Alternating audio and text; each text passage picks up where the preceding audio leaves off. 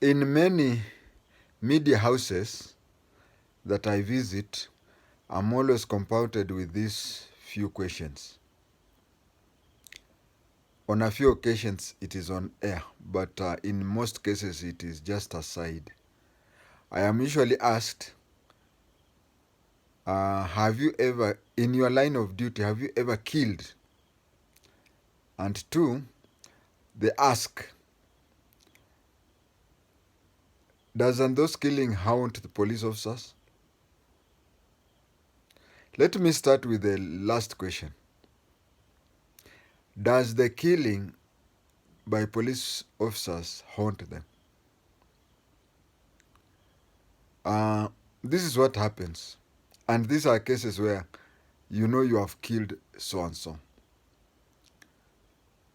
Take an example of a criminal, a very known criminal, between me and you. This is a criminal who has entered a compound and he is in shooting everybody in sight, killing, entering house to house, taking out people, shooting them. And you are a police officer, you have been told, these days we have mobile phones. So someone sent you an SMS telling you that plot ya fulani ya fulani, this is what is happening. Then you get a firearm and go to that place. This is what happens. You will forever remember that.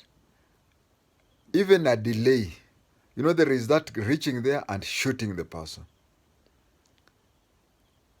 And if you delay and even shoot that person late, or even don't shoot that person, you know, if you are late, he'll kill, let's say, a few people.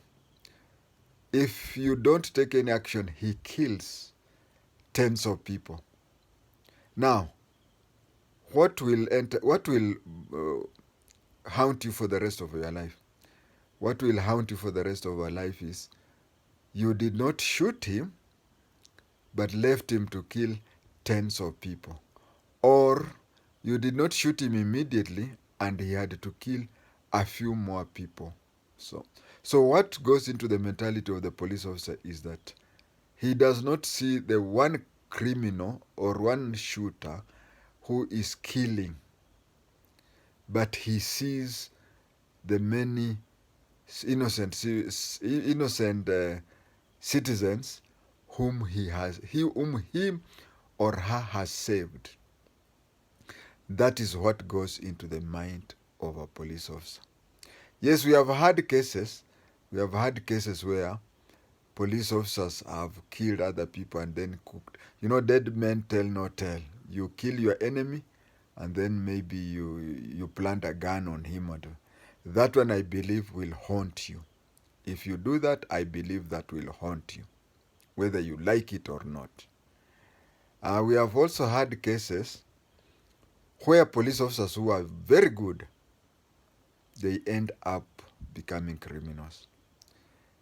In the early 80s, we had an OCS Kitale. He was a Kikuyu by tribe, I can't recall his name, but he also even bought land in Kitale. People used to call him Ujimoto. He was so much efficient that whenever he visited Kitale, people would shake. But after retirement, he was arrested a few more occasions. Take the OCS of Kabete. When Westgate was attacked, among the very first people to be on the scene was the OCS Kabete, Westgate. He was the first person there. Then later he was transferred.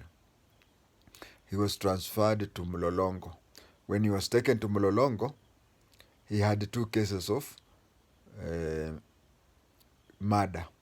There's the Willie Kimani case, but that one they turned him into, I think, a state witness. And then there is another case where a young man was disturbing his parents and he was arrested for the night. And then he came. I'm not sure whether he's the one, but I think one of those OCS has undergone such a case. Comes at night after taking a beer or two, then holds the kid and bangs him. We ndio unasumbuaga wazazi wako, we ndio unasumbuaga wazazi wako.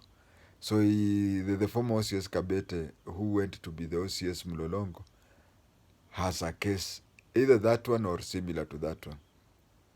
So what I'm saying, in law we have two things. We have something we call actus rea and mens rea. Mens rea is the guilty mind. If you are what you are doing is you are doing in clean mind and whatever, it will never haunt you. Even though I would also recommend when people in such cases do go for regular counseling. But if we have even a case like Katitu, who used to kill known people, and when he used to kill known people, one time he was caught, and I think he's in jail as we record this. So you find that in such cases, you find that if your mind is guilty, then it will follow you. And then there's a question: have you ever killed in your line of duty? Well, I'll answer it this way, and I want to be very frank. Although in TV stations and radio stations and newspapers, I've always said I've not killed a person, but I've killed a criminal. What I'd say is that there are two types of police officers. There is the urban, and then there is the one who is in remote areas. Those who are in remote areas are usually, you line up, let's say, 12 to 24 askaris, and on the other side, about half a kilometer, there are several bandits, be they Shifta, be they Ngoroko, be they Al-Shabaab. So during the shootout, you find that two of your colleagues are dead, and several of them are dead. So what happens to you? Because I fall directly under those who worked in remote areas. Such a case, first of all, you are not sure whether your bullet is the one which killed one or two or even more. The other thing is, even if you are sure, your emotion is covered to your colleague who was lying next to you and he was killed.